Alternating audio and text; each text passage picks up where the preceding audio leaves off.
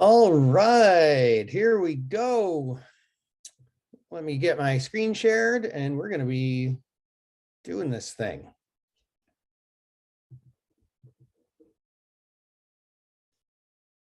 All right, welcome and thank you for joining me on this. What do they call this? Isn't there a name for today, the day before Thanksgiving here in the United States? Isn't it something Wednesday? I don't know. Well, it doesn't matter, but welcome. I'm Dan Passarelli and I'm honored to be filling in here for Tony Zhang. And today we're going to be talking about how to find short squeeze candidates. Before we get started, I need to point out that options are not for everyone, and you should read characteristics and risks of standardized options before trading. And you can get a copy of that by calling 1-888-OPTIONS. And I just realized that I ought to make sure that you can hear me. Otherwise, I'm going to look awfully funny with just my mouth moving and you can't hear me. So please head over to the chat box and let me know if you can hear me. Hey, all right. Thanks, Lawrence. And holy moly, we got lots of folks here.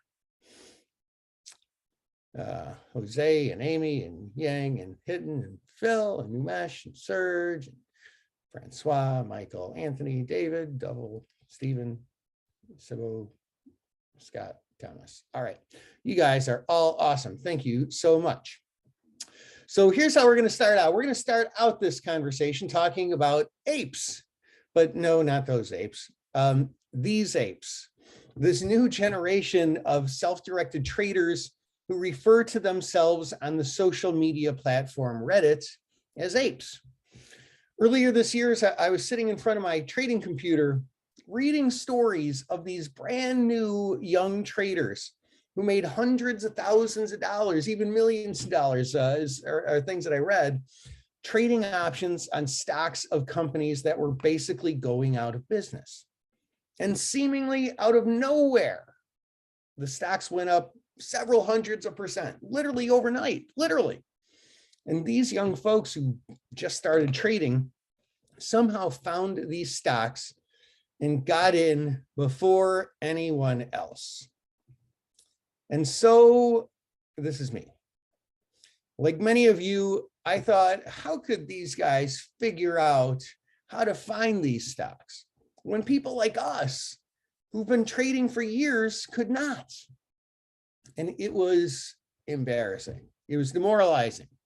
And at first, I did not believe it until I talked to my 22-year-old son, who told me about friends of his, like kids that I knew since they were in diapers, who literally made hundreds of thousands of dollars doing this exact same thing.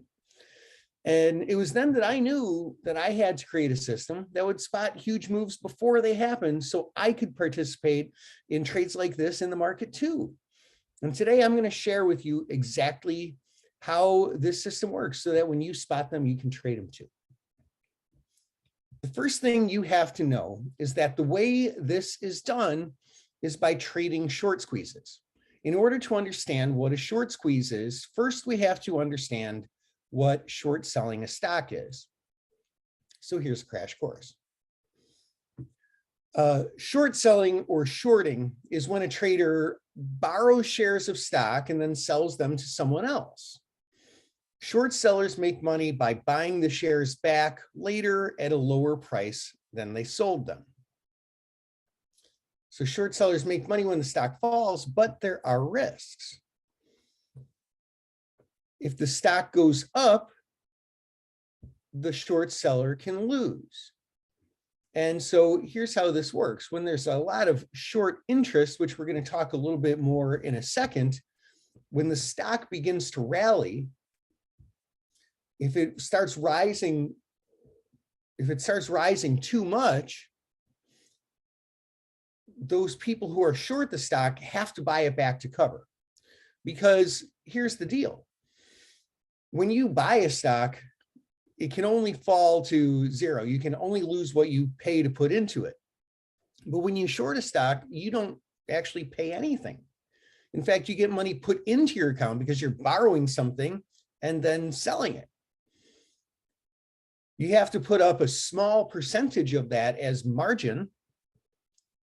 And so it ends up being a very high risk, very high leveraged trade. So this brings us to short squeezes. A short squeeze is when a lot of the outstanding shares of the company are shorted. And this could be mostly by all one trader, or it could be by many traders. So I mentioned the phrase short interest earlier. When a lot of the outstanding shares are shorted, and I'll define that a little bit better as we go through this presentation, what can happen is when the stock begins to rally, the folks who are shorted have to buy it because they have to protect themselves. Because it is a leveraged, unlimited loss scenario, if they don't cover and the stock just continues going up higher and higher, faster and faster, I mean, they could blow up their fund, right? So the short sellers buy the stock, and that drives the price of the stock even higher. And that creates more buying pressure because momentum traders see that happening and they say, oh, hey, I want to jump on this momentum, and they buy it. And that drives the stock higher. And then the short sellers see it going higher and the rest of them have to cover more. And it becomes this like vicious cycle. Short squeezes have been around for decades, a century probably, but they've gotten very popular this past year. And it all started with GameStop. GameStop stock was heavily shorted. Everyone thought that they were going out of business. There were memes made about how the company was even still around. And for those of you who don't know what a meme is, it's like this funny picture with funny words over it, basically. GameStop was the original OG meme stock. So back in January, GameStop had a huge short squeeze. And after that, many other stocks followed.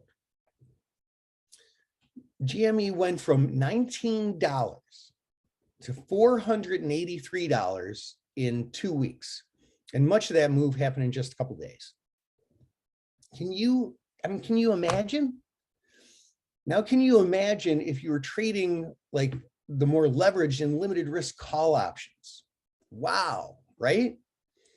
But in order to catch something like this, you have to know about these opportunities before they happen, right? Before everybody else jumps on. So there are 4 steps for finding short squeeze candidates. First, we want to identify stocks that have high short interest. Then we want to cross-check that list against each company's profitability. Then we want to look for what's called unusual activity, which is a high volume of out-of-the-money calls trading. Then we also want to look at reverse skew, which is basically a fancy term for a high demand for calls. And those 3 steps are coinciding with the stock beginning to rise from a base. So let's break this down and go through each of those. So short interest is when a percentage of like all the outstanding shares, well, the tradable shares, which you might call the float, are shorted. And this list is updated every 2 weeks. And it's all just publicly available. There are many websites that offer this for free. highshortinterest.com, FinViz, probably your broker. I would define high short interest when 15% or more of the company's float is shorted. Now, I've seen some instances where there's 30% of the company's float shorted.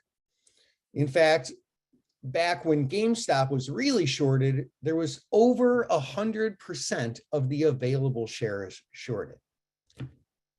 How does that even happen? Then we're going to make a list of all those stocks that have short interest above 15%.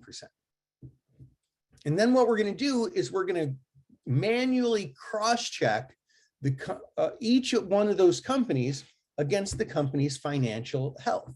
And look, you don't have to be a financial expert here. there is some subjectivity. Generally, we look to see if the company is making money. And there's a number of ways to do this. And by the way, if you're not familiar with some of the terms on this slide here, don't worry. It's pretty simple and straightforward, and you can find this on most websites. Again, your broker probably has this. We're going to look for uptrending positive earnings. We're going to look for low PE ratios, which just means that the price is low relative to the earnings in comparison to other stocks. We're going to look for positive cash flow per share as another thing we can look for. So then when we do that, because we only want companies that kind of fit that mold, like they're not on their way to going bankrupt and should be being shorted. So then when we sort of trim our list down, we're going to go through each of those stocks and we're going to look for unusual activity. We're going to look for big trades that happen that are out of the ordinary, that indicate what other traders are doing in the market. And like, I'll see this and I will potentially follow along. And look, this part is the trickiest part of all of this, because a lot of traders oversimplify this part. And then they get frustrated because they can't make it work. We're looking for really, really specific data. Most amateur traders, they only look at the volume. I was looking at a stock today. What was it? I forget what it was, but there were a whole bunch of calls that traded. And I was teaching a different class, like a trade idea type class. And I was like, wow, there's a high volume being traded here. And so I kind of dug deep into it and I looked and I was like, well, yeah, there's a high volume trading here. But the thing is that a lot of these are sales. Just because you see a lot of calls trade doesn't mean that people are buying them. It could be that people are selling them. It could be some big hedge fund or, pension fund or whatever it is, if there are still pension funds, I'm not really sure, that owns a lot of the stock. They might be selling a whole bunch of those calls to create covered calls because they think the stock is not going above there. So in addition to volume, we want to be sure of a couple things. One is we want to be sure that it's an opening transaction, right? If this is somebody who bought these calls 2 weeks ago because they thought the stock was going up and now they think the stock's not going to go up anymore and they sell them today, that's going to show up as volume. We don't want to see a closing transaction. We only want to see an opening transaction.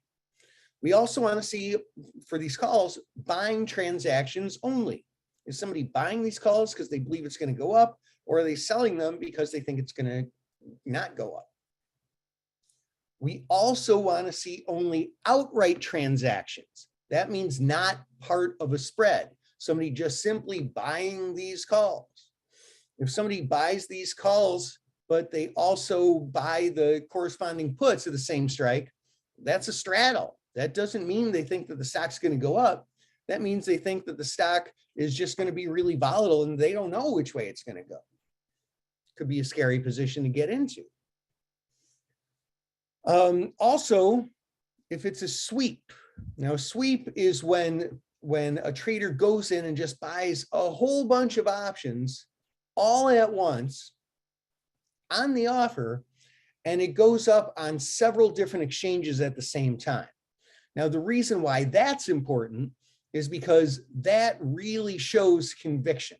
That shows that the trader really believes that I've got to get in right now, and they're not going to, mess around trying to work the order in middle of the market. They're ready. They're getting in now. And the important thing is, in order to make this work, it is important with short squeezes to get in fairly shortly after, some of these big trades happen. Now, that requires some monitoring, right? When we see like, like here on my screen here, I've got like 50,000 contracts in the volume, when you see the first 20,000 of these go up, like you're going to want to be watching it and you're going to want to monitor and see what happens. And if you start seeing a lot of volume, like that's the trigger that can really sort of like, I don't know, light that candle. I don't know if I'm mixing metaphors here or not, but when people buy calls, it's market makers who are selling calls, and market makers trade delta neutral. So to hedge that, what's the first thing they do? They buy the stock.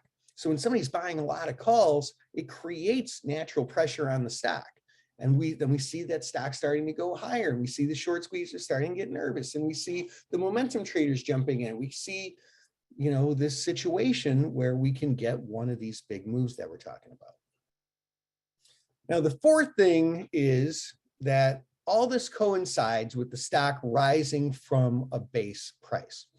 So you can see the base here, and that's just right before, the squeeze, this big spike. And you see how it played out in just a couple of days. It starts here with this little green bar right here. And so a trader would have time to get in. The next day is where we see this huge move, a big gap on huge volume, and it just keeps running through that day. Now, it's pretty important for anyone trading short squeezes to make sure that we're not buying at the top. Because when you see this and you say, wow, this really ran up, I think I'm going to get in here, that's how you can get into trouble. The last person to get in is left holding the bag, right? So the timing doesn't have to be perfect, but it has to be good enough. You see that? And look, the whole moral to the story is like these trades really are tipped off by other traders. It's kind of the market's way of letting you know how to get in if you know what to watch. So trading short squeezes is a fairly unique strategy. And it's sort of the same strategy that Muhammad Ali used to defeat George Foreman in what was known as the greatest sporting event of all time, the Rumble in the Jungle. And if you've never watched it, I'm not like a huge boxing fan. I appreciate it. But I will tell you what, that was a pretty darn good sporting event, I gotta say. George Foreman, a lot of people don't know the background story of this. I did a little bit of reading up on it. It was very interesting. George Foreman was known for power, and Muhammad Ali was known for speed. And Muhammad Ali, who's, despite the fact that George Foreman has the, the Foreman grill that fits on your countertop, Muhammad Ali is probably more famous, right? But he was actually the underdog going into that fight with 4-to-1 odds against him winning that fight. Did you know that? And so he knew that going in. And so he came up with what he called, and what he told everybody, he told his manager, Don King, I guess, that he has a secret strategy. And, it's kind of the same secret strategy that I use and that I'm actually going to share with you right now. So it's not much of a secret. So Muhammad Ali knew that the way to win was to wear Foreman down and just wait for his opportunity. So he backed up to the ropes, and covered his face, and he let Foreman hit him, delivering a lot of these like small punches that did very minimal damage and apparently didn't really score any points. And when there was an opening, boom, Ali would attack. So there's like these little small losses for not much damage, and then boom, Ali would attack, and he'd score some big points. The fight only ended up lasting 6 rounds when Foreman got knocked out. Muhammad Ali's strategy that he later referred to as rope-a-dope worked. Now, this actually is a fairly common strategy in trading. Some of the best traders of all time basically do the same kind of thing conceptually. Nicholas Nassim Taleb is famous for using strategies like this. There were a father and son team of traders that I used to work with down on the CBOE trading floor that use this sort of technique. And look, I use it as well. The idea is that we have several trades that don't work out, but have very small risk. But the one that really takes off can make up for many losers many times over and then some potentially. This is classic trading 101. Keep your losses small and let your profits run. So what's possible trading these short squeezes? So like, I want you to understand this. This is the potential for highly leveraged profits resulting from these huge up moves in the stock. To be sure, you probably will end up with more losers than winners, but the winners that happen can be much comparatively bigger than the losers. We're going to talk a little bit more about how to manage these and expectations in just a few minutes. But I want to kind of like give a sense for what is possible and what this might look like in real life. You can frequently find these trades. I traded one today. I'll talk a little bit more about that later. And they're very, very, very, very easy to manage the risk on them. So this was a while back. A trader could have bought the May 25 calls at 73 cents and the very next day sold them at $3.60. This is an AMC, you know, you time it pretty well right, and you could have made like a 393% profit, like pretty nice 24-hour day, right? In Clover, a trader could have bought the July 19 calls at $1 and sold them the next day at $8.20. So that's like a 720% profit. Again, timing it just right. And well, actually, if you timed it just right, you could have waited and got in at the open the next day and it would have been like maybe even double that, I think, right? So these are possibilities of possible permutations that can happen. Here's another possible permutation. This is in Wish. A trader, me, could have gotten these today, bought the November 26th calls that expire this Friday, for those of you who are watching this live, at 14 cents, and then sold them the same day because I got stopped out at 8 cents. That ended up as a 43% loss. These are smaller dollar amounts, so I traded bigger size, but it still ended up having less capital in the trade than some of the bigger trades and some of the ones that won. But are you kind of seeing a pattern here? The winning trades can potentially be a lot bigger, and the losing trades tend to be smaller. Now, there's somewhat of volatility to this strategy, you know, make a couple 100%, lose 43%. You know, those are bigger numbers. This is not like your covered call where you're grinding out and trying to make $36 a day in theta. You know, this is a more aggressive type strategy, but what's extremely important to understand here is that it's part of a system. This is not like, I'm not saying you should go out and trade one short squeeze and retire because you make $1 million. Like, that's not the objective.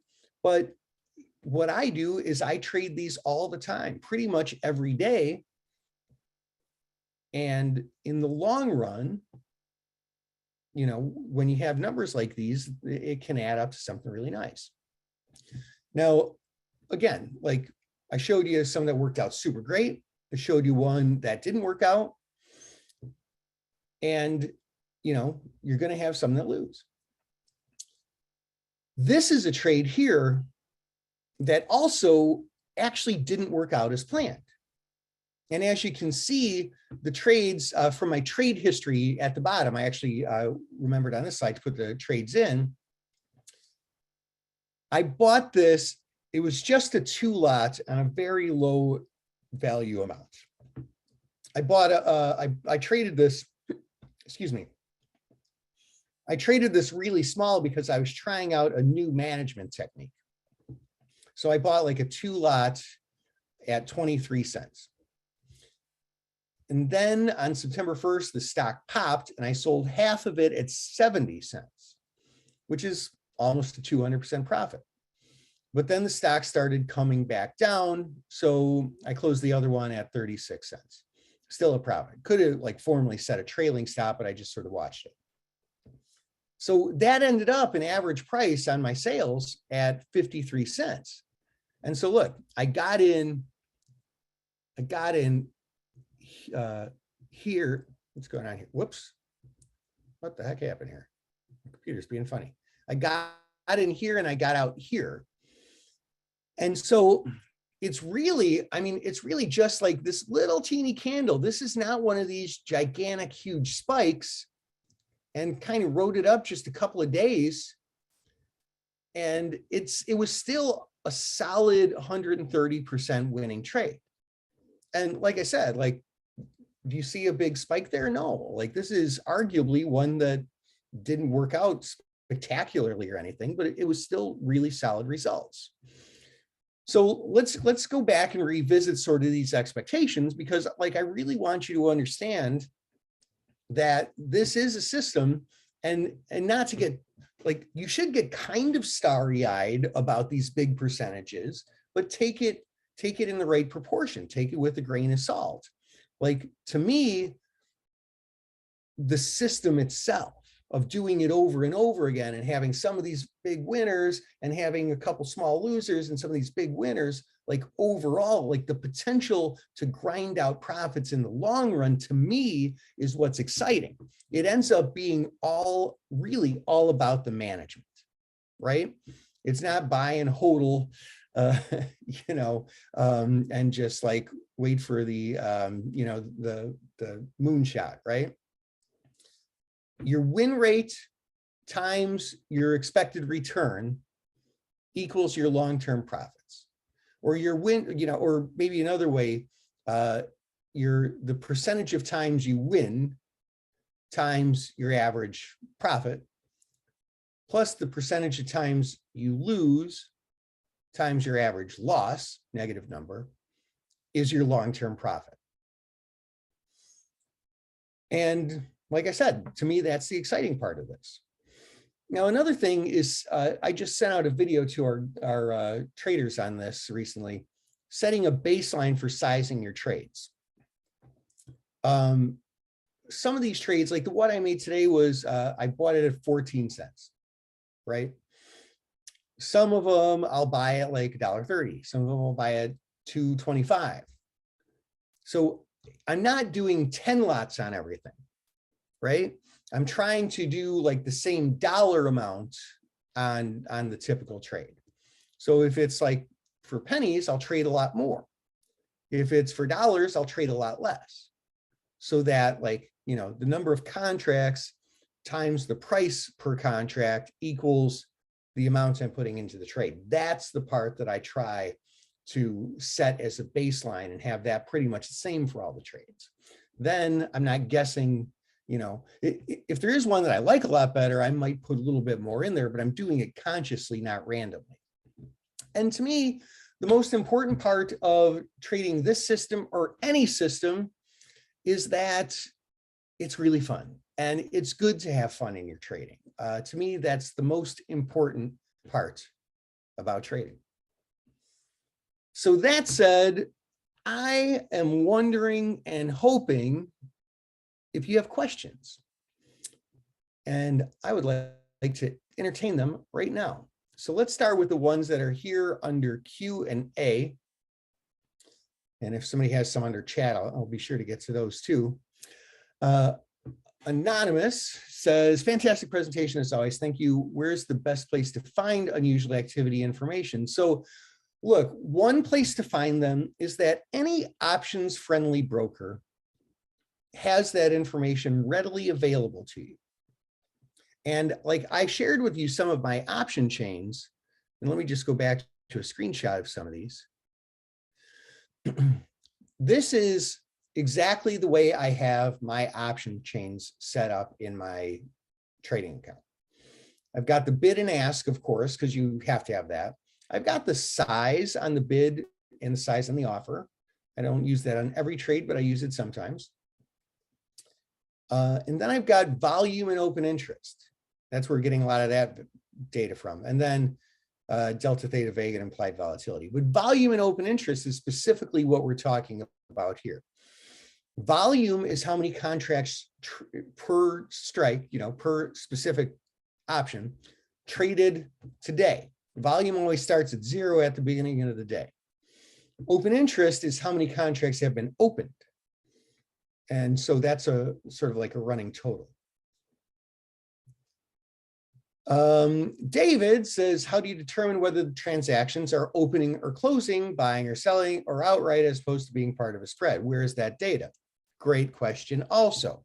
So I'm going to share with you a little trick because I want you guys who are attending this class to be as prepared as possible. That makes me feel like I'm doing my job. So if open interest is the number of contracts that have been created, and volume is the number of contracts that traded today, if you ever see volume is greater than open interest, that means contracts have been created. Because if there's only 18,000 and somebody traded 50,000, you can only close 18,000 contracts. At least the rest would have to be opening transactions. So that's how you determine if it's buying or selling. That's how you determine if it's opening or closing. For buying or selling, you want to go look at time and sales, and you want to see that if it's closer to the offer, or if it's on the offer, it's a buy. If it's on the bid, if it's a sale. For outright, one of the easiest ways to do it is if you see a scenario where like there's barely any volume, but like this strike has 20,000, and then there's another strike that also has 20,000, everything else has 0.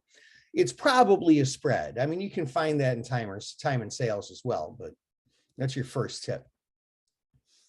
Why don't hedge funds, the big guys, get out of the short position if the trade price breaks resistance? Well, that is a question that you will have to ask them. But kind of the point of this is that, well, actually, the point of this is that they do. Because look, how many times have you, like, I'll ask this question to everybody. How many times have you ever bought some calls or puts or spreads or whatever, and you just let it go all the way to 0? So everybody here is going to raise their hand. Now, if I ask the experienced people, if I said, if you've been trading for over 5 years and you're consistently making money, how many of you still do that?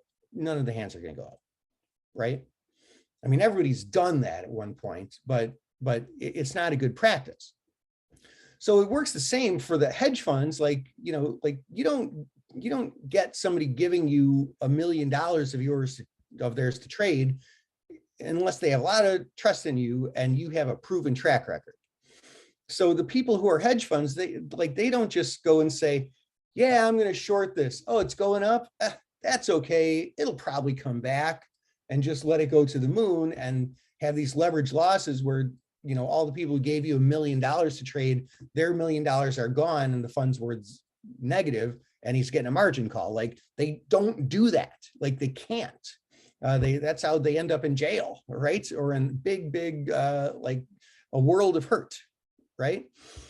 So when hedge funds see like it breaks out through resistance or whatever their metrics are, they do cover. They get out because they don't want to see their fund go to 0 and get a margin call and call up, their brother-in-law who gave them $1 million and say, oh, hey, Charlie, your $1 million is gone. Can you give me another $1 million? Because I don't know, it'll probably come back. Like, that's the whole point of these short squeezes, is that they buy it back to cancel out the position, which forces it up and drives price yet higher. So as far as how to scan on TOS, I mean, there's a number of ways. I don't really deviate from my PowerPoint because, well, for a lot of reasons. But like, first of all, you can just scan manually by looking at each stock. And if you have volume and open interest in your option chain like I do, It's right there in front of you. And then you can go to time and sales as well and get some of this information. I mean, there's some manual steps, but like, hey man, if making money trading was easy, everybody do it, right? Like, you got to put in just a little bit of effort. The information is there. You just got to get it. You place a stop or trade. Excuse me, 1 second here. Do you place a stop or trailing loss on each trade? Yeah, so here's what I'll do. I'm gonna let you in on my methodology. This is what I teach our students, when I do this for, another company. Here's what I do. I put in a stop loss for 100% of the position at a 50% loss. And I put in a GTC, and I put in OCO, a limit profit-taking order for half the position at 100%. And if I get filled on the profit-taking order, then I set a trailing stop. Sometimes I deviate a little bit from that for certain reasons, but that's basically the gist of it. Umesh says, how to differentiate between transactions that are buying or opening. Yeah, I went through that. Good question. Oops. Cancel. What's going on here?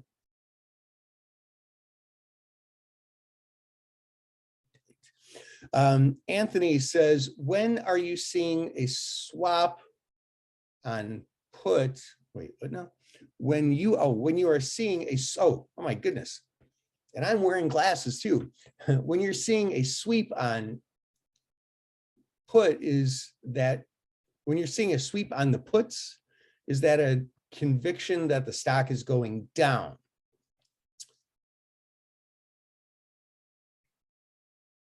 It can be. I mean, unusual activity, which is sort of this, like looking at volume and open interest, is the central theme of how I trade short squeezes. But it can be used in other types of trading as well. And yeah, I mean, if it's a put that has that scenario, like, yeah, that might be the case. Yeah. Netida, I hope I said that right. If I didn't, I apologize. Thank you for sharing your knowledge. Do you share trades on any platform? Yeah, I mean, look, I do a lot of different presentations, and I'm glad to share everything that I'm sharing here, and hope to answer all the questions that you have. Carlos says, can you show us an example of picking one stock from beginning to end? Yeah, I mean, like I said, I don't have my platform open. We're after hours, and I do really like to stick to the PowerPoint so that we don't get off track and go down rabbit holes. But yeah, I mean, it's like, yes. So look, what you do is you go to something like shortinterest.com, you get the short interest data, and then and what I do is I curate a basket of all the stocks that have short interest. And literally, I manually do this. I go through each stock and I look at their profitability. And if they make money and they're not just like, 2 years ago they were making this, and then a year ago they're making this, and now they're losing, money like crazy, I don't put that in the basket. I'm only looking for ones that it seems like maybe shouldn't be very heavily shorted, but are extra shorted. Because to me, like, I would think that if I were the short seller, I would be a little bit more itchy to cover and get out of my short position if it starts rallying, if the company isn't that bad. And then the ones that are bad, I take out of my basket. The ones that are good, I keep in my basket. And then I just go through, and when I see a bunch of volume trading as the stock is rising, then I can make my decision there whether to get in.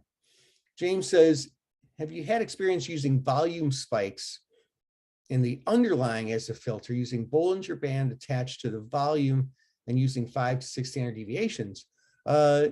No, I mean, I've never looked at that. Sounds like you have. And so that's interesting.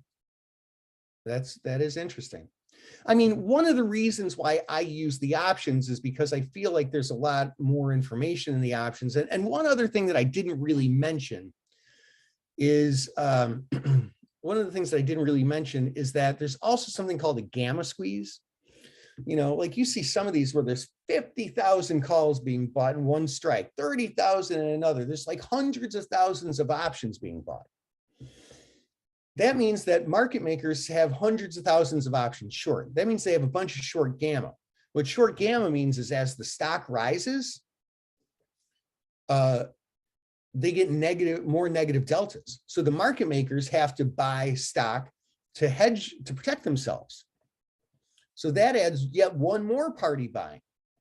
You got the short squeezers buying, you got the momentum traders buying. Now you got the market makers buying to hedge their gamma. And that really antagonizes that vicious circle. Chris says, what's the timeline for open interest? Is that for the day or how many prior days? Open interest, it's from the beginning of the contract. Like if I buy 10 contracts, if open interest is 0 and I put in an order and buy 10 contracts, boom, I open 10 contracts and so did the market maker who sold them to me. If the market maker who sold them to me, he short them, buys those 10 contracts from somebody else, open interest doesn't change because I'm long 10 contracts and now somebody else besides market maker is short 10 contracts. Market maker just flipped them to this other person.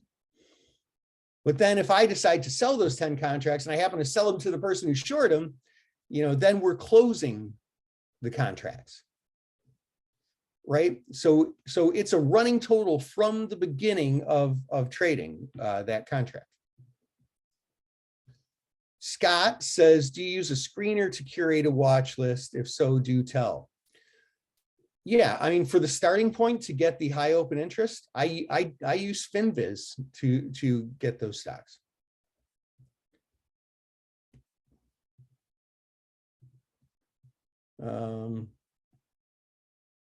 What's the website that gives us the short squeeze stocks? Well, the ones with high short interest is what I just answered, FinViz. Is it a good idea to buy more in the money strikes in order to buy less lots and save in fees? No, I would say, I would give that a big solid no, because first of all, like the fees are very small. I mean, really, they are, you know, and I would rather buy cheaper options and more of them. And as the stock rallies through that strike price, we get into the higher positive gamma. And so my delta goes from being very small, very cheap options, to my delta grows exponentially and my options get very expensive very fast. So I would rather buy out of the money options. Yeah, I would make more that way. Is there a scan formula I can run in my own charting software? Like on a brokerage platform, I've never seen anything like that. And is there a point you pass on a very low cost option because the option fees are too high as a percentage of the option cost? You know what? No. Because a lot of these really cheap stocks, which is why the options are cheap, because the stocks are like $3 or $4.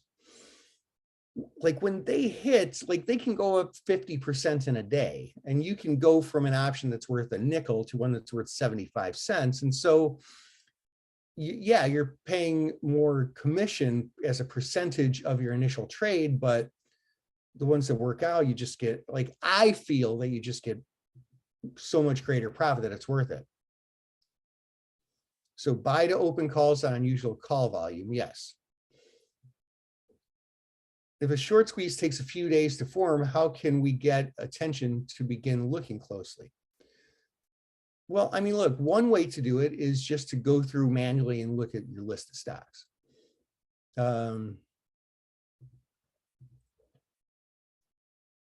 Yeah, shortinterest.com is one that I find. Oh, it doesn't come up? What was it? I thought it was shortinterest.com. Oh no, it's highshortinterest.com. Highshortinterest.com. Could the large volume and lower open interest on $7.50 and $8 strikes on 3 slide be spread position or just single call? But could the large volume and lower open interest on $7 and $8 strikes? Oh, on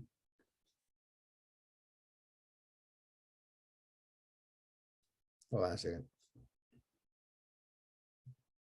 Are we talking about?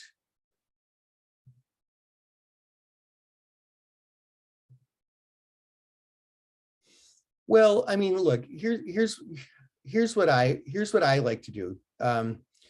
Just to make sure I'm getting the question right. What I like to do, Sandra, is I'll look at, I mean, one thing you can do is you can look at time and sales.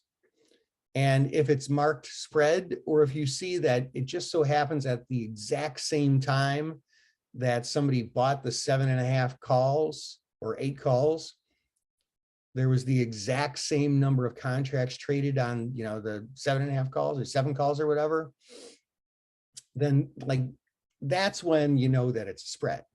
And if it is, you know, you want to avoid it. And you should look for vertical spreads. You should look at different expirations for time spreads and diagonals.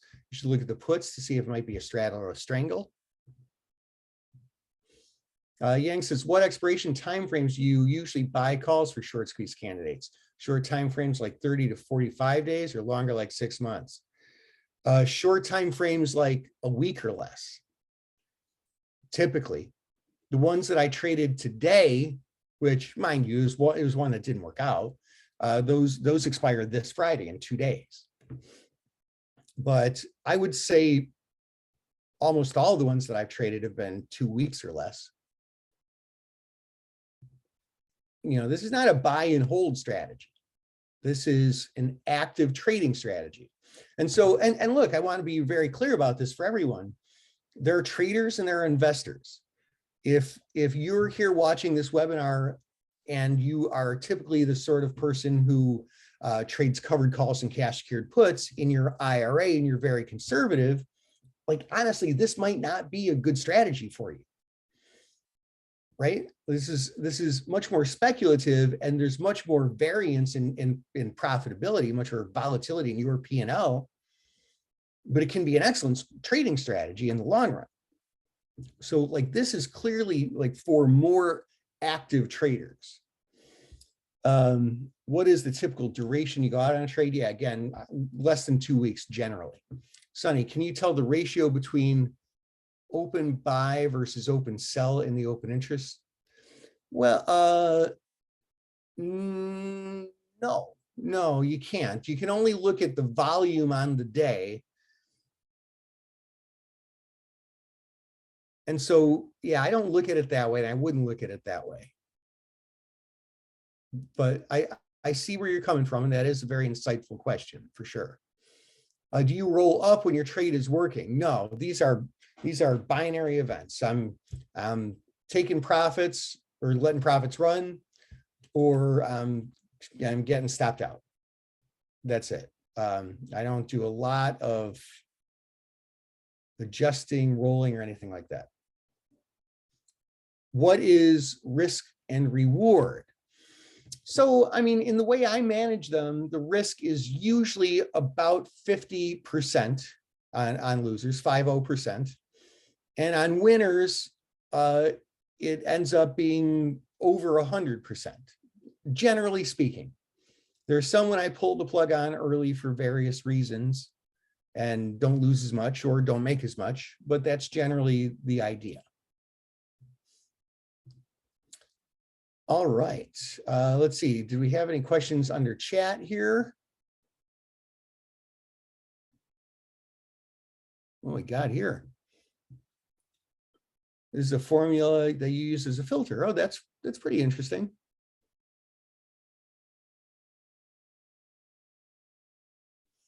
Yeah, I mean, like that would work with any extreme breakout, which, I mean, these meme stocks, short squeeze stocks are one really good common example of extreme breakouts. Yeah, cool, James. I like that. I like that you're thinking. That's great. What time of the day is better for option trading? I mean, I start when the bell rings and I stop when the other bell rings. Yeah. It depends what you're trying to do.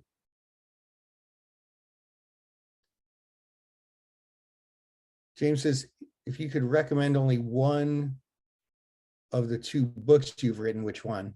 I would say Trading Option Greeks is maybe the more practical one. Yeah, so thank you for asking. Doesn't open interest already include volume? Yeah, Taha, that's, it does and it doesn't, right?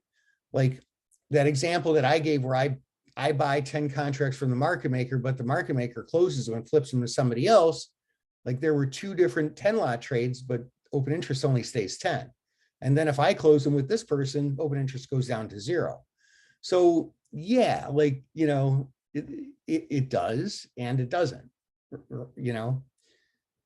Yang says, could you explain how an unusual call buying activity creates buying in the stock? Yeah, it's just that hedging, right? If a market maker, so market makers trade delta neutral, and this is what I used to do for a living. I used to be a market maker on the CBOE trading floor. If I go and I sell 130 delta calls, I've got to buy like 30,000 shares of stock to get delta neutral. So I just go and I buy the stock, and that creates buying pressure in the stock. So bottom line is market makers are just reacting. We just sit there and here's my offer. And if somebody comes and buys my offer, somebody takes the action to buy my offer, then I turn around, I hedge, and I buy the stock. So really it's this call buyer who's creating that buying pressure that makes the market maker buy the stock, that forces the stock higher. So it's not, it's not really the market maker doing it, but it's this call buyer that's making this really big out of the ordinary trade. And please go over the conclusions you draw from volume. Oh yeah, so you're talking about this slide. So look, if there's 18,000 contracts that have been created, that exist, and somebody buys 50,000, if they were closing them, there's only 18,000 that exist that can be closed. The other 32,000 have to be opening. They don't have to be buying, they could be selling, but they have to be opening. It's just something to sort of think about. It's, do I ever use skew when looking for a squeeze? Yeah, Kenneth, awesome. I love that you asked that. Very insightful, and I see you have some good knowledge of volatility. So you typically see what's called a volatility smile with these short squeeze stocks. And what that means is that the implied volatility of the at the monies is whatever it is. And then the lower the strikes, the higher the volatility, and also the higher the strikes, the higher the volatility. Typically, with most equity options, we see the lower the strike, the higher the volatility, and the higher the strike, the lower the volatility. But with these, the higher the strike, we see higher volatility because people are buying those cheaper options and they're driving the price higher, because that's basically what implied volatility is. It's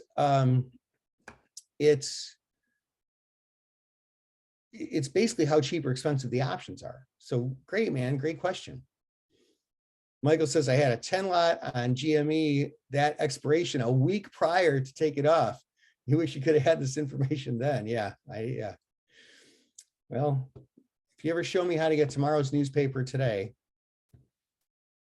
I'll subscribe to it. And I'll tip the paper boy.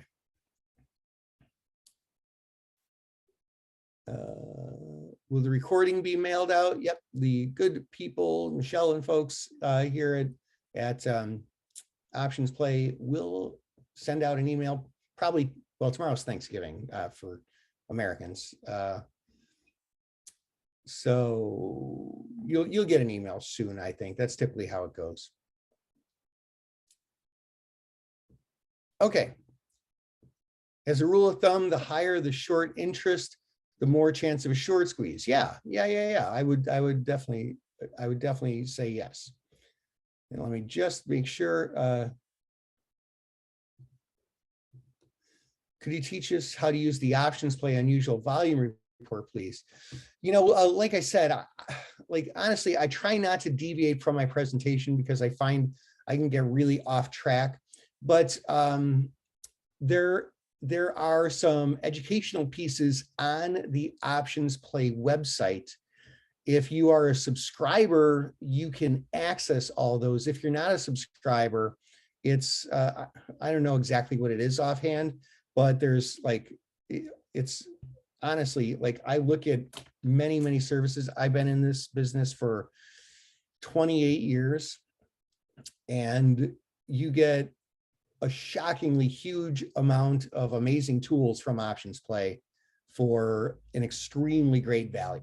So I would, you know, look into that and see if it makes sense for your situation to maybe subscribe, at least try it out for a month. And yeah, you can go through some of these tutorials. There's a lot of amazing, really great information there. All right, that said, folks, thank you so much for spending your time with me on this Wednesday afternoon, evening. And I believe I have one more presentation in this series coming up next week, which will be on time spreads. And time spreads is one of my favorite strategies, and I can't wait to share that one with you. So until then, I bid you farewell. And again, thanks for spending your time with me. Trade well. Catch you next week. Bye.